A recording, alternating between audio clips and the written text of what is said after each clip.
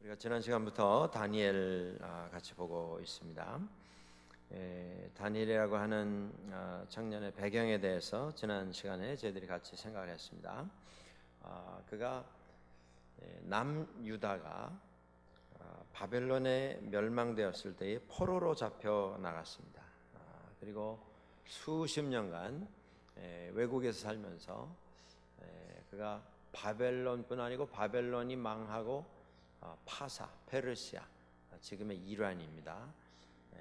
파사가 그 지역을 장악하게 되었을 때에 바벨론에서 왕의 수중에서 왕의 시중을 들다가 파사 왕국이 그 지역을 다 장악하게 되면서 파사 왕궁에 또 들어가서 파사 왕궁에서도 똑같은 일을 감당하는 특별한 이력을 가진 자로 살아가게 되었습니다. 그가 어린 시절에 10대에 포로 잡혀 나갔습니다. 그리고 그곳에서 포로로 잡혀온 유대인들 가운데 용모가 단정하고 그의 지혜, 지식, 모든 예의 이런 것이 뛰어난 사람들을 뽑는 선택받은 자로서 왕의 사랑을 받고 또 왕의 호의를 입어서 먹고 마시고 입고 배우는 것, 또 거처하는 것, 모든 것을 아주 왕이 지정해서 제공할 정도로 특별한 대우를 받고 대접을 받으면서 잘 사는 이런 상황이었었습니다. 그런데 오늘 다니엘이 이제 자라면서 인생에 대해서 생각하는 이런 시점에 도달하게 됩니다. 누구에게나 이런 시간이 옵니다. 그저 먹고 마시고 흥겹게 놀고 시간 보내고 그러다 인생 끝나는 게 아니라 인생에는 몇 번의 이런 중요한 시간이 모든 사람에게 다가옵니다. 왜 사는가? 무엇을 위해서 살 것인가? 내 삶의 목표가 무엇이 되어야 할 것인가? 내가 나중에 어떤 흔적을 이 세상에 남기는 그런 인생을 살아야 하겠는가? 자기 자신에 대해서, 자기 미래에 대해서, 그리고 결국에는 자기가 세상을 떠나게 될 그 순간에 대해서도 생각하게 되는 시간이 오게 되어 있습니다. 누구에게나 이런 시간이 찾아옵니다만은 다 그런 질문 앞에, 그런 시간 앞에 깊이 생각하고 고민하면서 위대한 결정을 하게 되는 것은 아닙니다. 어떤 사람은 그런 시간이 올 때 노는 일에 바빠서 자기에게 찾아온 그 기회를 받아들이지 못하고 그냥 노는 데 정신이 팔려서 그러다가 인생 다 보내는 사람들이 너무 많습니다. 이 심각한 문제에 대해서 심각한 대답을 만들어내야 할 터인데 그러질 못하고 그냥 즉흥적이고 감정적이고 기분에 따라서 세상 그저 재미에 붙잡혀서 유행 따라 살다가 아무런 결단을 하지 못한 채 시간만 지나고 인생이 끝나게 되는 이런 사람들이 세상에는 너무 많이 있습니다. 오늘 8절에 보면 다니엘이 자기 자신에 대해서 생각하게 되고 그가 중요한 여기 단어가 나오죠. 첫 줄에 있는 그 첫 줄만 한번 읽으시겠습니다. 시작. 다니엘은 뜻을 정하여 이겁니다. 우리 사람이 기분만 가지고 살 수 없습니다. 감정만 가지고 살 수 없습니다. 우리가 뜻을 정할 때에 거기서 위대한 선택이 만들어집니다. 그리고 그 삶에 흔적이 비로소 남게 됩니다. 뜻을 정하는 삶. 오늘 다니엘의 인생 처음에 찾아온 그 인생에 있어서 중요한 어떤 시간 속에서 그가 씨름하면서 그가 선택했던 것은 먹고 마시는 문제에 관한 것이었습니다. 여러분들이 먹고 마시는 것이 얼마나 중요한지 모릅니다. 우리들 가운데 저를 포함해서 누구도 인생이 육신의 장막 안에 거하지 아니하는 사람은 없습니다. 우리 가운데 식사를 뭐 2끼, 3끼, 3일, 4일, 일주일을 굶어도 아무런 지장이 없는 마치 무슨 뭐 전기차에 기름 안 넣어도 전기로 차가 그냥 저절로 가는 것처럼 사람이 아무런 에너지를 공급받지 않고도 계속 활동할 수 있는 사람은 세상에 아무도 없습니다. 우린 먹어야 삽니다. 먹는 것보다 더 중요한 게 있습니다. 여러분들, 사람이 굶으면 일주일도 살 수 있고 열흘도 살 수 있죠. 옛날에 제가 아마 초등학교 때였던 것 같은데, 그때 강원도에서 탄광에서 폭발 사고가 일어나가지고 사람이 갇혀서, 여러분들 그분 이름 기억나십니까? 한국에서 제일 오랫동안 갇혔다가 나중에 기적적으로 살아난 분. 저는 그 한참 이름을 기억하다가 어느 순간부터 잊어버렸는데요. 그때 제가 기억에 2주 이상 그 깜깜한 땅 속에 묻혀서 거기서 먹을 것도 없이 그렇게 분투하면서 살아나와서 정말 기적적으로 온 국민들이 다 기도하는 가운데 그를 기다리다가 살아나오는 장면에서 온 나라가 다 감격을 했던 그런 순간이 있었습니다. 근데 그분이 먹을 게 없었지만 그가 마실 것이 있었습니다. 지하수 조금 고이는 것. 나중에 뭐 본인의 소변을 받아서 마셨다. 이제 그런 나중에 증언까지 나왔습니다만은, 우리가 먹지 않고는 상태에 따라서 일주일도 견딜 수 있습니다만은 마시지 않고는 사흘 나흘을 못 넘깁니다. 그만큼 먹고 마시는 게 중요합니다. 그리고 우리가 육신의 장막에 거하는 유한한 존재이기 때문에 누구도 먹고 마시는 일에서 자유로울 수가 없습니다. 여러분들 요새 한국 방송에 보시면, TV 방송에 보시면 이 먹는 일에 대해서 얼마나 그냥 관심들이 많은지 모르겠어요. 그래서 TV 방송 이렇게 보다 보면 한 3분의 1이 먹는 거에 관한 것인 것 같아요.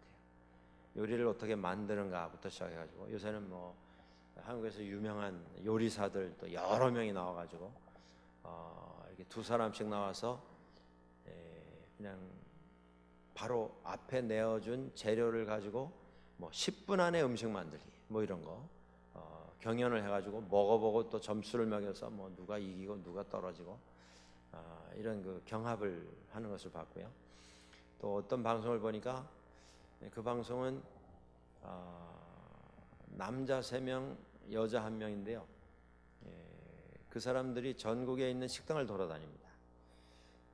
그런데 저는 이름도 모르겠는데 아무튼 방송에 나오는 사람들 가운데 제일 잘 먹는 사람 4명을 뽑았답니다. 그런데 그 4명이 몸무게를 합치니까요, 4명인데 그 중에 여자가 1분인데 한 450kg 정도? 4명이. 그러니까요, 이 방송 보면서 막 보는 사람이 부담스러울 정도로 많이 먹어요. 그리고 뭐 한 입에 누가 뭐 김밥을 더 많이 집어넣는다 뭐 이런 거, 한 입에 무슨 뭐 쌈을 싸서 먹는데 얼마나 거까지 한 입에 들어갈 수 있나 뭐 이런 거.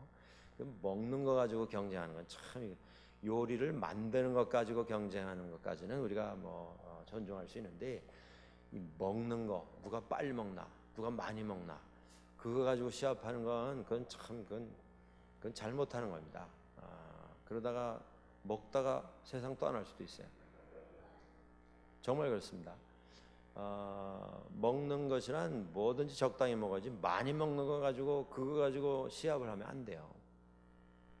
한 3년 전이라고 생각이 되는데요, 미국에서 물 많이 마시기 시합이 있었어요. 누가 많이 마시나 같은 시간 안에 물을. 미국에 이제 동네 축제가 있지 않습니까? 뭐 밴쿠버 하면 무슨 축제가 있습니까? 사람들이 길거리에 나와서 뭐 여러 가지 행사가 있는데 그거 하는데 한쪽에서는 뭐 핫도그 많이 먹기 뭐 이런 시합도 있었는데, 그 동네에서는 물 많이 마시기 시합을 했어요. 어떤 여자 아주머니가 1등을 했어요. 뭐 몇 리터를 뭐 1분 안에 다 마셨어요. 근데 이분이 집에 가서 몸에 이상이 왔어요. 호흡곤란이 오고, 그래서 이머전시에 실려갔는데 그날 밤에 소생을 못하고 세상 떠났습니다. 이 상상이 되세요? 물을 너무 많이 마셔서 물이 흡수가 되잖아요, 들어가면. 그러니까 물이 피 속에 너무 많이 섞이면서 피가 옅어진 거예요. 그래가지고 몸에 산소 공급이 뚝 떨어진 겁니다. 물 많이 마셔서 세상 떠났어요. 그러니까 먹는 거 가지고 시합하는 게 참 미련한 일입니다. 예. 물 먹고 그렇게 사고가 날지 누가 알았겠어요? 상상도 못했던 일인데. 아무튼 요새는 먹는 거에 대해서 얼마나 관심이 많죠. 한국 사회가 특별히 그런 것 같아요. 뭐 빨리 먹기, 뭐 많이 먹기, 맛있게 먹기, 맛있게 만들기. 요새는 개인들이 집에서 개인 방송을 하는 시대입니다. 자기 안방에서 공부방에서 앞에다 카메라 놓고 그 앞에서 희한한 짓들을 하는 거예요. 그런데 그런 사람 가운데 또 그걸 지켜보는 사람이 있어요. 또 지켜보고는 뭐 당신의 모습이 여자 같으면 뭐 아름답다 그래가지고 또 무슨 상표를 주고 무슨 훈장을 보내주면 그게 많이 모이면 그게 돈이 된답니다. 그래가지고 돈을 버는 이런 세상인데, 어떤 그 사람들은 집에서 음식을 뭐 10가지 15가지 시켜놓고 그거 먹는 거예요. 예? 닭튀김부터 시작해서 뭐 짜장면, 탕수육, 또 뭐가 있습니까? 오향장육 뭐 해가지고 한 10대까지 시켜놓고 그걸 그냥 그 먹는 걸 또 지켜보는 사람이 있다니까요. 자기 돈 줘가면서 야, 잘 먹는다, 잘 먹는다, 맛있게 먹는다, 하나 더 먹어봐라 이러면서. 먹는 건 중요한 일입니다. 그런데 이 먹는 게 오락이 되면 곤란하죠. 아무튼 먹는 것에 대해서 이렇게 결정들이 많이 생기고 또 관심들이 많이 생기는 걸 볼 수가 있는데, 이것이 우리와 상관이 없는 일이면 뭐 아무리 강조를 해도 사람들이 관심을 가지지 않을 것입니다. 먹는 것이 중요한 문제이기 때문에 사람들이 관심을 가지게 될 수밖에 없습니다. 영어 문장에 이런 문장이 있습니다. You are what you eat.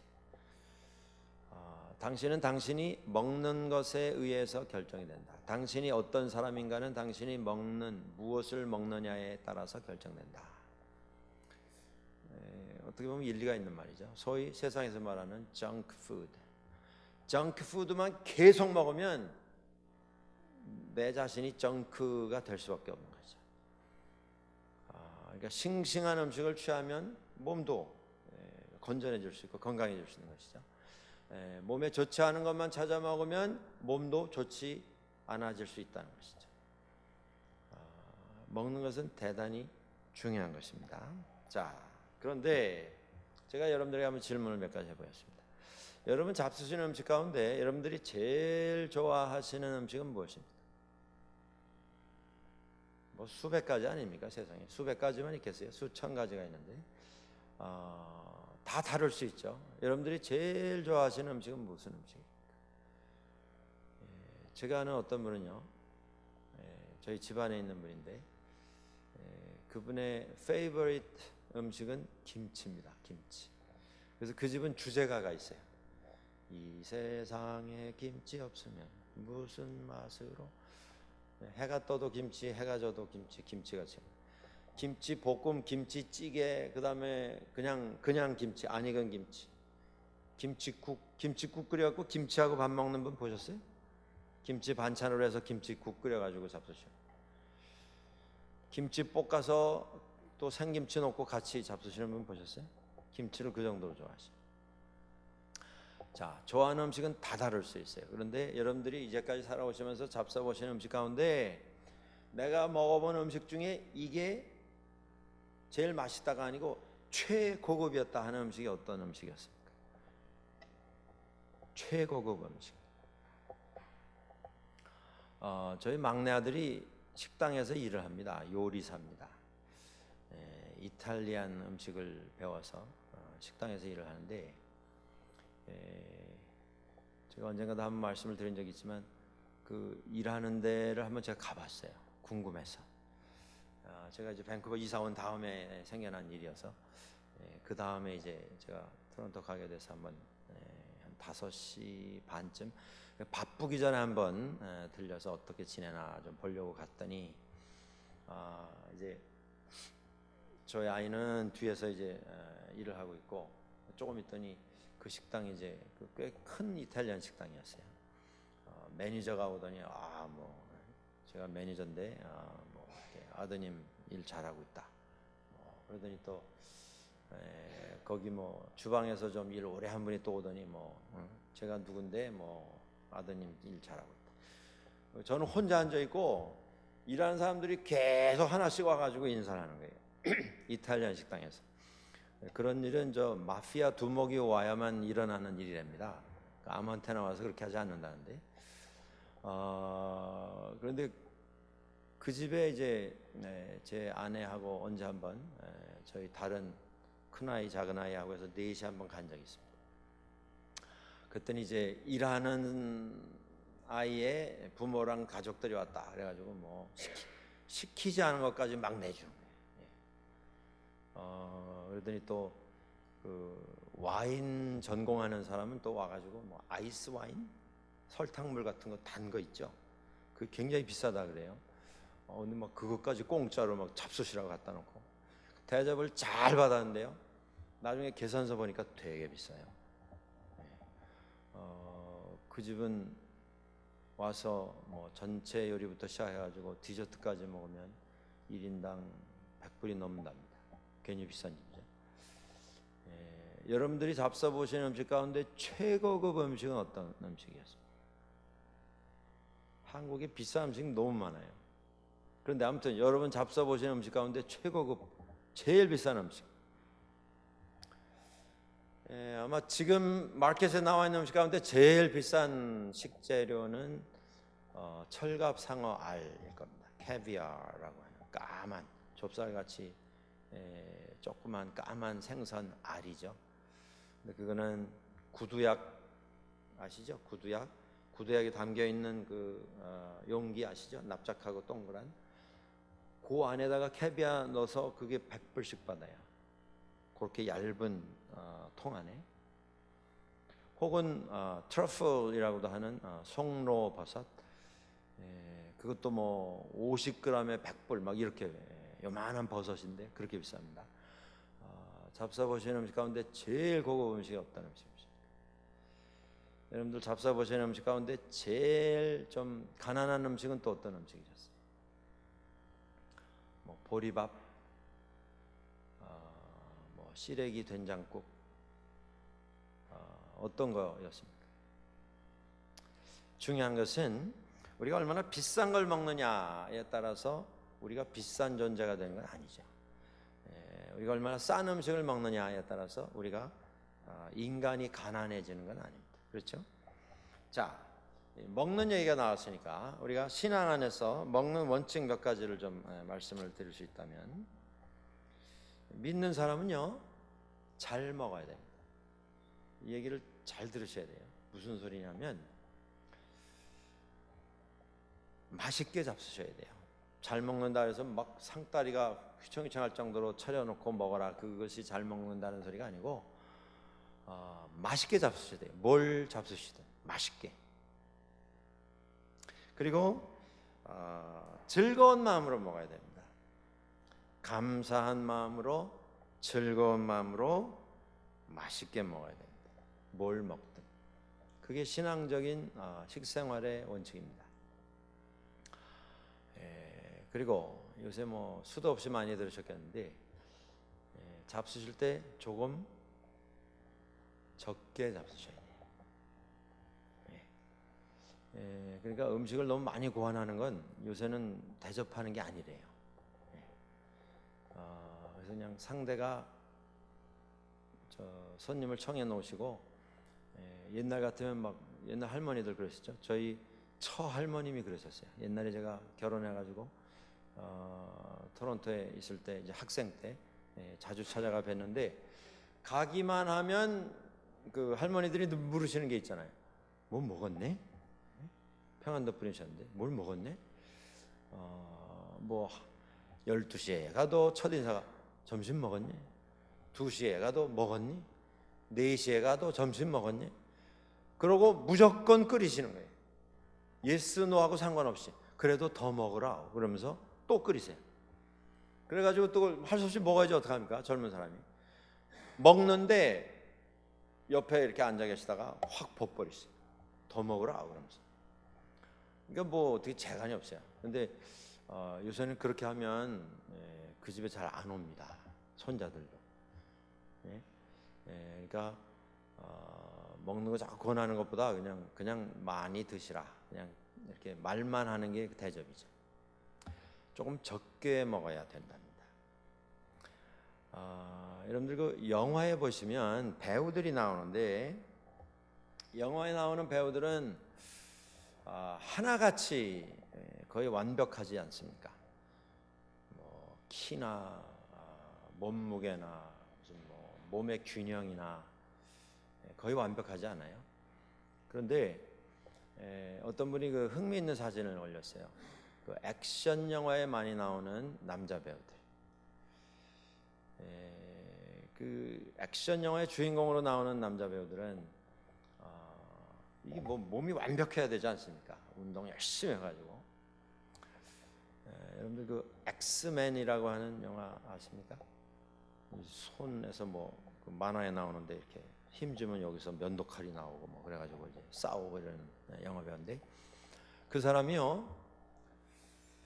영화를 이제 계약을 하면 예를 들어서 뭐 엑스맨 뭐 5부작 해가지고 이제 5편을 찍는다. 계약에 사인을 하지 않습니까? 그런데 영화 촬영이 예를 들어서 2016년 10월 1일부터 시작한다. 그러면 계약을 한 1년 전 8개월 전부터 하는데 그 영화를 찍기 위해서 8개월 전부터 몸 트레이닝에 들어간대요. 영화 찍기 8개월 전부터. 그런데 하루에 8끼를 먹인답니다. 그것도 닭 가슴살만 8끼를 먹인다. 그래서 하루에 2시간 반씩 운동하는 거예요. 그래서 영화 찍어놓은 거 보면요 그냥 무슨 조각품 같아요. 몸이 뭐 요만큼도 근살이 없고 그냥 가죽하고 근육하고 뼈만 있어요. 뭐 진짜 총을 쏴도 안 뚫어질 것 같은 그런 몸을 가지고 나왔어요, 배우들이. 자, 그런데 재미있는 것은 영화 찍기 1년 전 계약의 사인이 아직 안 됐을 때 사진하고 비교를 해놨는데요. 계약 전 보통 때 영화 계약이 안 됐을 때 사진을 보니까요. 마시멜로 아세요? 타이어 터지기 직전에 불어놓은 거. 예? 막 배가 턱도 막 2개, 3개.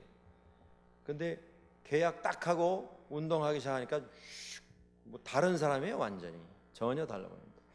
여자분들이 가장 관심 많이 가지시고 지난번에 응원을 했던 레오나르도 드카프리오인가요? 이름이? 그거 얼마나 멋있어요. 저는 그 사람 영화를 이렇게 쭉 보면서 제가 혼자 스스로 느낀 건데 저는 그런 생각을 해봤어요. 레오나르도 드카프리오. 그 사람 영화를 이렇게 몇 개를 보면서 세상 참 불공평하다. 네? 제 나름대로 무슨 생각이 들었냐면 쟤는 뭐 액팅이라는 게 할 필요 없단 말이에요. 연기라는 걸 할 필요 없이 그냥 걔는 이러고 서 있으면 영화예요. 그냥 이러고 서 있으면 액팅이에요. 다른 사람들은 뭐 죽어라고 뭐 연기 학교부터 해가지고 하는데 얘는 뭐 인상 한번 쓰면 그 장면이 그냥 다 되는. 근데 그 사람도 영화 안 찍을 때 보니까요, 뭐 길에서 보면 못 알아볼 정도로 막 그냥 이렇게 쪄가지고 다니더라고요. 좀 덜 먹는 게 여러 가지로 좋다 그런 얘기 있습니다. 그 다음에 골고루 드셔야 됩니다, 여러분들. 오늘 본문 그 다니엘 본문에도 그런 얘기 나오잖아요. 우리가 채소만 먹겠습니다. 물만 마시고 채소만 먹겠습니다. 오늘 본문에 나오는 이 교훈이 채식이냐 육식이냐 이게 주제가 아니에요. 이거 오해하시면 안 됩니다. 그러니까 우리 믿는 사람들이 먹을 때 골고루 드셔야 돼요. 좋은 게 있죠. 근데 좋다고 좋은 것만 드시면 그게 결국 몸에는 독이 되는 겁니다. 뭐든지 그래요.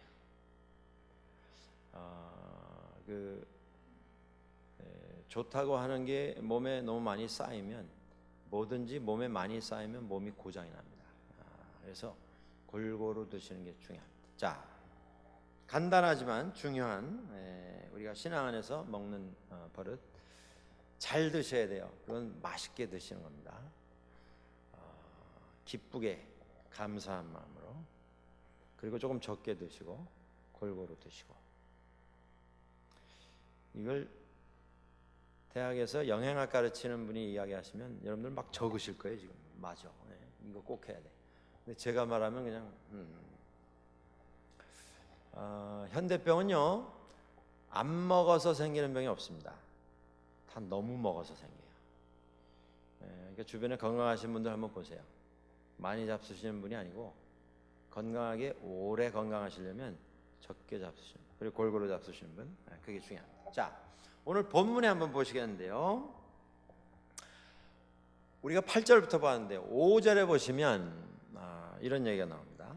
왕이 지정하여 그들에게 왕의 음식과 마시는 포도주에서 날마다 쓸 것을 주어 3년을 기르게 하였으니 그 후에 그들이 왕 앞에 서게 될 것이더라.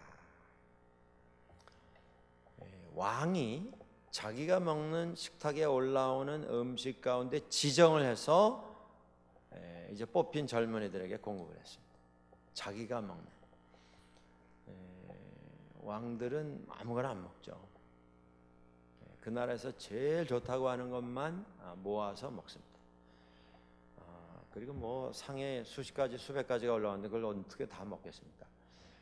우리 한국에서도 조선 시대에 이조 왕조 때 그 음식 왕이 뭐 백몇 가지가 올라오는데 그걸 이제 맛만 봐도 뭐 조금씩만 먹어도 배가 부르지 않겠습니까? 그러면 상을 물으면 그 음식을 어떻게 처리했을 것 같습니까? 왕이 잡수던 음식 그걸 가지고 나가서 폐기 처분한 게 아니고 궁녀들이 먹습니다. 왕의 음식을. 그러니까 뽑힌 사람들만 먹는 음식. 다니엘과 그의 일행이 그런 대접을 받고 지냈습니다. 그런데 5절에 이런 표현이 나옵니다. 왕의 음식과 그가 마시는 포도주에서 날마다 쓸 것을 주어 3년을 기르게 하였다. 자기가 원하는 음식을 먹여서 자기가 원하는 사람을 만들기 위해서 자기가 원하는 사람으로 사육을 한 겁니다. 길렀어요. 자, 요 5절을 좀 기억을 해 놓으시고 오늘 이제 8절부터 봤는데 8절부터 한번 보시겠습니다. 다니엘은 뜻을 정하였다. 아까 말씀을 우리가 함께 나눴습니다. 뜻을 정하는 것은 참 중요한 것입니다. 여러분들 1년에 한 번씩 연말 연시가 되면 뭔가 하나 좀 뜻을 정하시는 때가 있습니다. 그렇죠? 올해는 내가 뭐 기도를 좀 열심히 해야 되겠다. 올해는 내가 성경을 한번 꼭 일독을 해야 되겠다든가. 올해는 내가 뭐 아내에게 좀 더 친절해야 되겠다. 남편에게 좀 상냥해야 되겠다. 아이들에게 조금 더 시간을 많이 할애해야 되겠다. 뭐 여러 가지 좋은 차원의 결심을 하게 되지 않겠습니까? New Year's Resolution. 다니엘이 뜻을 정하였는데 그 뜻을 정한 게 뭐였냐면 왕의 음식과 마시는 포도주로 자기를 더럽히지 아니하리라. 그래서 그 음식을 먹지 않기로 결정을 했습니다. 여러분들 어떻게 생각하십니까? 왕이 내려준 최상급의 음식, 정성을 다해서 만드는 최고급 음식, 그 상에서 사용되는 똑같은 포도주, 그것만 마시면 뭐 건강에 아무 이상이 없고 아주 여러 가지 도움을 받을 터인데 다니엘이 친구들과 함께 왕의 음식과 마시는 포도주로 자기를 더럽히지 아니하기로 결정했습니다. 왜 이걸 먹으면 몸이 더러워지는 것입니까? 거기 무슨 뭐 독이 섞인 걸까요? 아니면 이것이 바벨론이기 때문에 유대인들은 자기 나름대로의 말씀에 의해서 구약 성경의 율법에 의해서 먹는 음식, 먹지 아니하는 음식이 정해져 있었습니다. 굉장히 까다롭게 구분을 해서 이렇게 식생활을 했습니다. 지금도 경건파 유대인들, 보수파 유대인들은 음식 먹는 것, 안 먹는 걸 굉장히 구분합니다.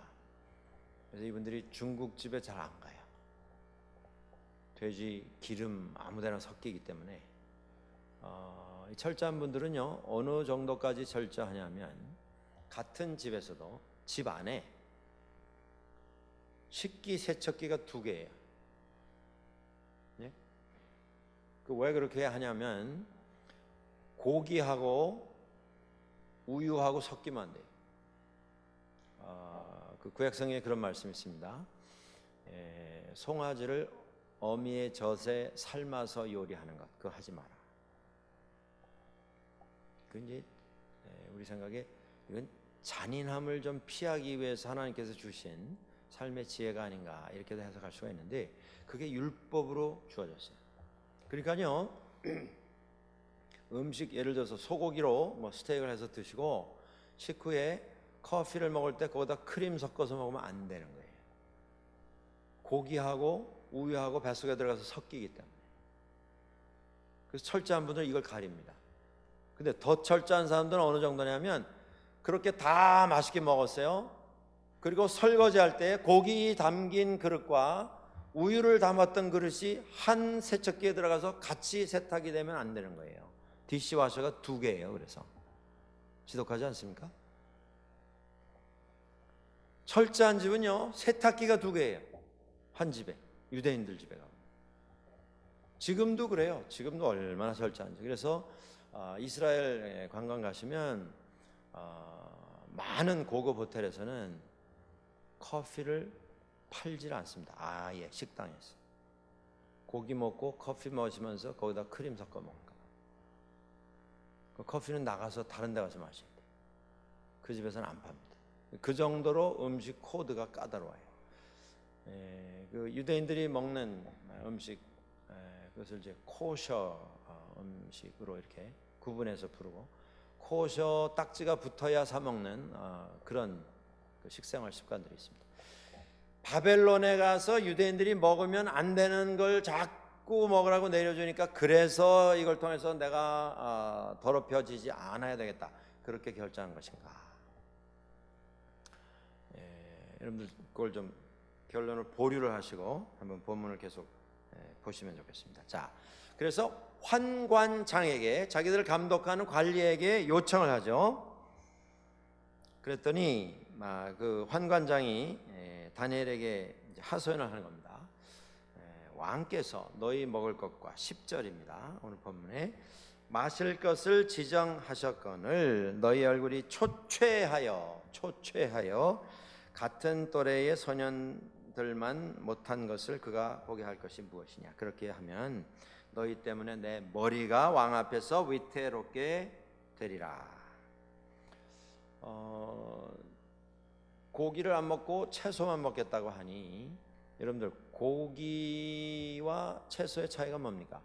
고기 많이 먹으면 뭐 이렇게 표가 납니까? 표시가 어떻게 나죠? 얼굴에 기름이 흐르죠. 사실입니다. 채식만 하면 기름이 빠져요. 사람이 좀 초췌해 보입니다. 허해 보이죠. 그 얘기를 하고 있는 겁니다. 다른 소년들 다 왕이 내려준 음식 먹고 산의 진미를 즐겨서 얼굴이 보기가 좋은데 너희들만 풀만 먹고 초췌해가지고 있으면 내가 관리를 잘못한 그런 책임을 추궁당하게 될 텐데 그렇게까지 할 필요가 뭐가 있느냐. 그렇게 안 하면 좋겠다 그거죠. 12절로 가겠습니다. 본문에 그랬더니 다니엘이 요청을 합니다.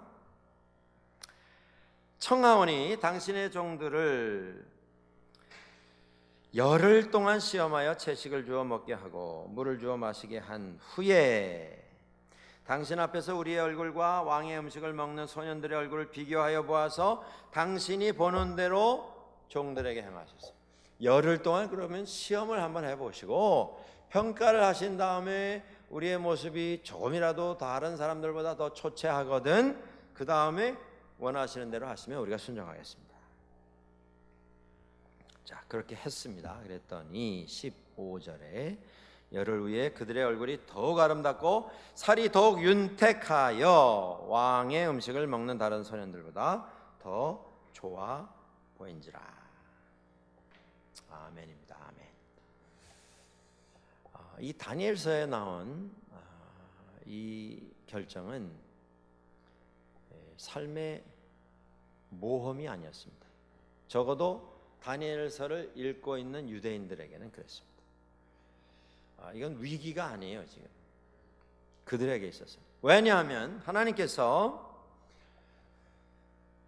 바벨론에 끌려가게 하신 분도 하나님이시고 끌려갔지만 거기에서 왕에게 선택을 받아서 훗날 왕궁에서 아주 중요한 일을 감당하게 될 일꾼으로 훈련받게 해 주신 분도 하나님이시고 그 모든 과정에 항상 동행하셨던 분이 하나님이시기에 열흘 후에 풀만 먹고 과연 어떤 차이가 있겠는가? 그 결론은 이 다니엘서를 읽는 모든 유대인들에게는 이미 확실하게 만들어져 있었습니다. 의심할 필요가 없었던 것이죠. 걱정할 필요가 없었던 것입니다. 여러분들, 이게 교훈입니다. 오늘 본문의 교훈이. 하나님은 때로 침묵하시는 것처럼 보일 때가 있습니다. 우리의 귀에, 우리의 눈에, 우리의 느낌에, 내 경험으로 하나님께서는 관심이 없으신 것 같다라고 하는 결론을 내리게 되는 그런 느낌이 올 때가 있습니다. 그런데 하나님은 침묵은 하실지언정 주무시는 분은 아니십니다.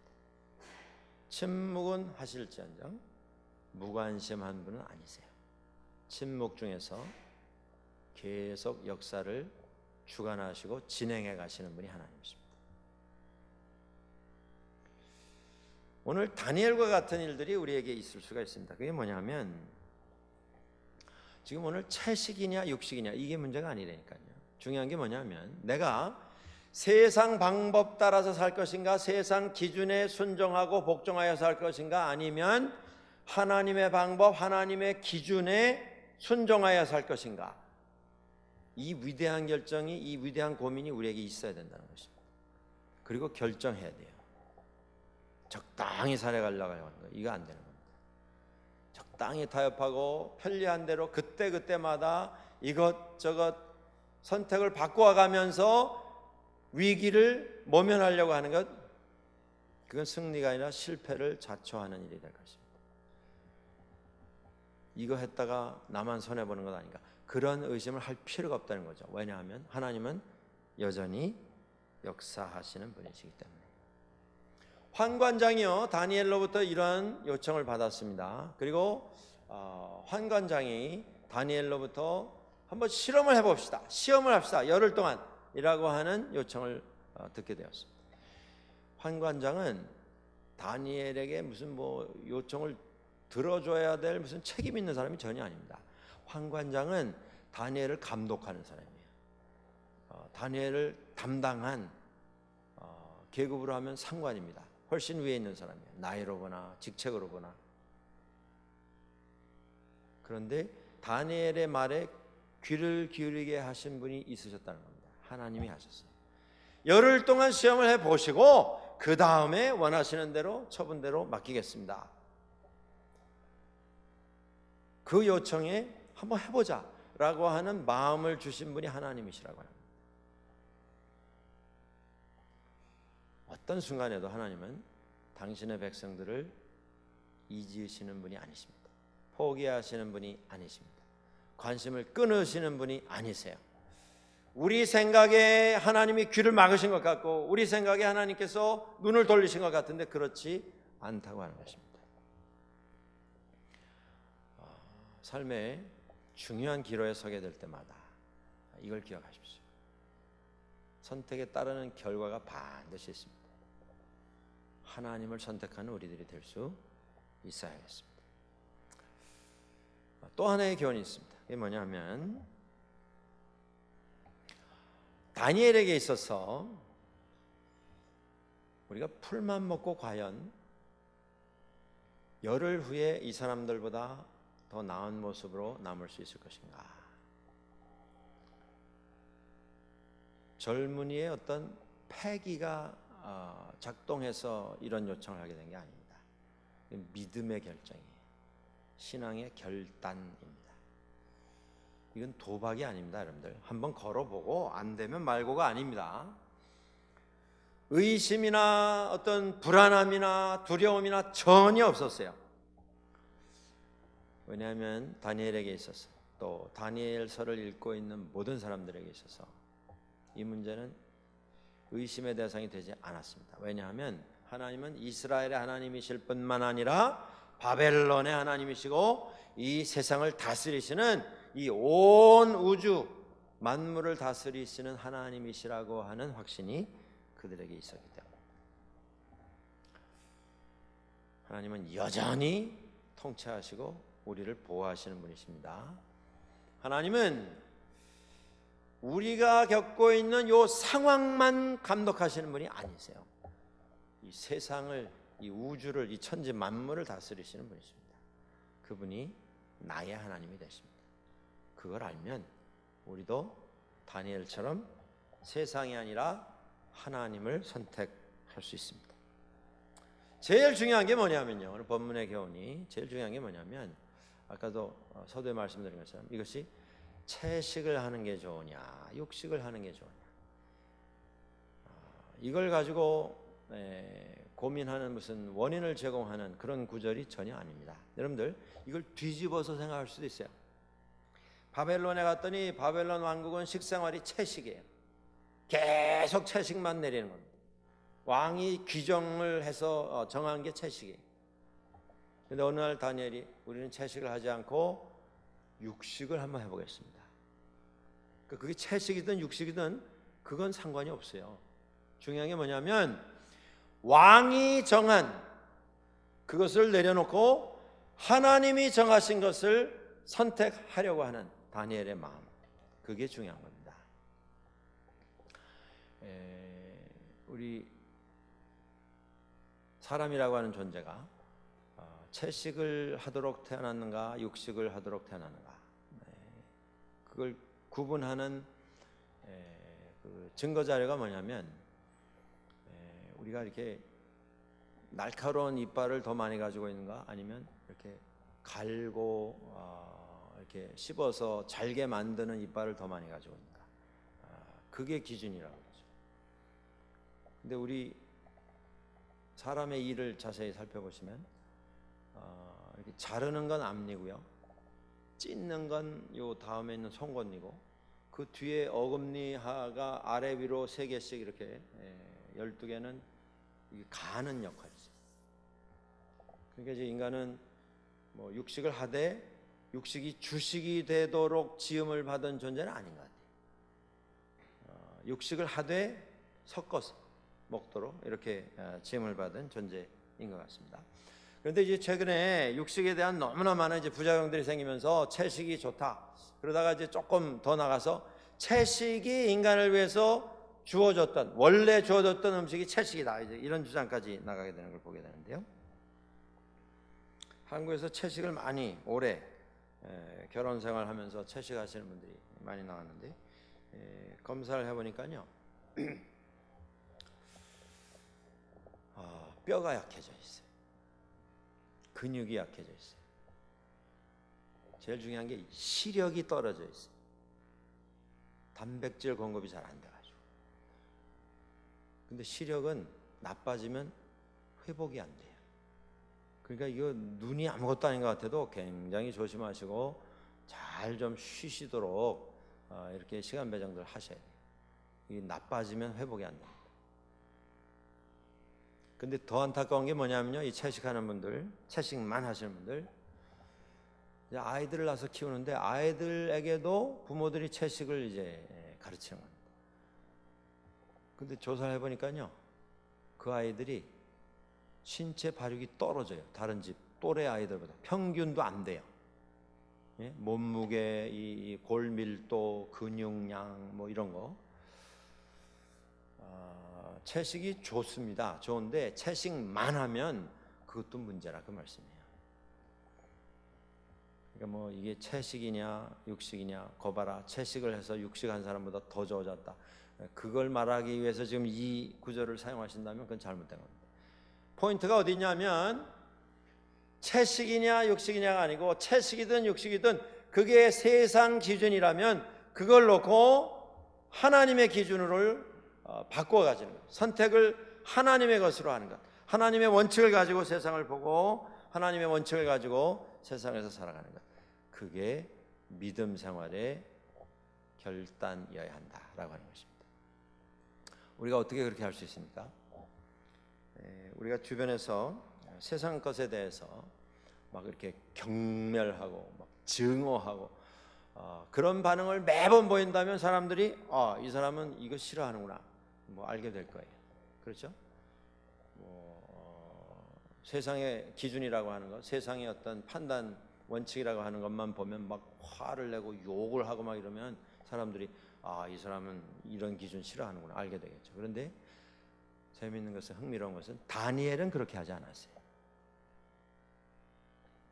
증오와 분노를 가지고 대한 것이 아니고, 자, 다니엘의 방법을 한번 보시면 자기의 소신은 확실했습니다. 자기의 원칙, 자기의 기준은 확실했어요.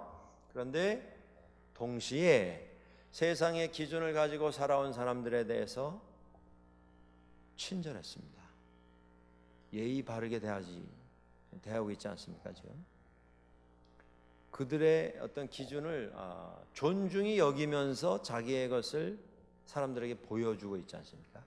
이게 지혜입니다. 이게 신앙이고요. 이게 믿음의 방법입니다. 반항하고 저항하고 투쟁한 게 아니라요, 자기 상관에게 허락을 구합니다. 제가 이렇게 하려고 하는데 어떻게 생각하십니까?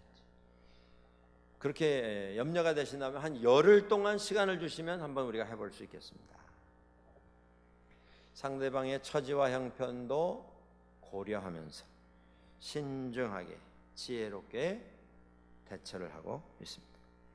세상 사람들을 적으로 만드는 게 아니고 세상 사람들과 긍정적이고 협조적인 좋은 관계를 유지하면서 자기의 것을 다른 사람들에게 보여주는 이런 선택을 하고 있습니다. 하나님에 대하여서 세상 사람들에게 담대하게 증거할 수 있는 이런 방법을 선택을 하고 있습니다. 하나님께서 우리에게 원하시는 것은 이 세상의 기준, 세상의 원칙, 이것으로부터 우리 믿는 사람들을 번쩍 들어서 격리시키시는 것을 원하시는 게 아닙니다. 하나님께서는 우리들을 그 세상의 원칙, 세상의 기준 안에 넣어두세요. 그리고 그걸 이길 수 있는 힘을 주십니다. 마치 예방주사를 맞아서 질병을 싸워 이기는 것처럼 지혜를 주십니다. 성령의 충만함을 허락해 주십니다. 그때마다 하나님께서 주무시는 하나님이 아니시라, 어디 떠나 계신 하나님이 아니시라, 포기해버리시는 하나님이 아니시라, 여전히 함께 하시고 우리의 일거수일투족을 주목하시고 우리와 함께 동행하시면서 우리의 삶을 맡아 주관하시는 하나님이신 것을 깨닫게 해 주셔서 세상을 이기도록 해 주십니다. 이게 오늘 본문의 교훈입니다. 채식이냐 육식이냐 그게 아니고 세상이냐 하나님이냐 그게 교훈입니다. 우리가 살아가면서 시시때때로 우리에게 다가오는 이 위대한 결정을 위한 어떤 깊은 생각, 고민, 씨름하는 시간이 있게 될 때마다 하나님을 선택하는, 하나님의 기준과 원칙을 선택하는 이 시대의 다니엘로 살아가는 우리 모두가 될 수 있기를 주의 이름으로 간절히 축원합니다. 같이 기도하겠습니다. 한번 소리 내서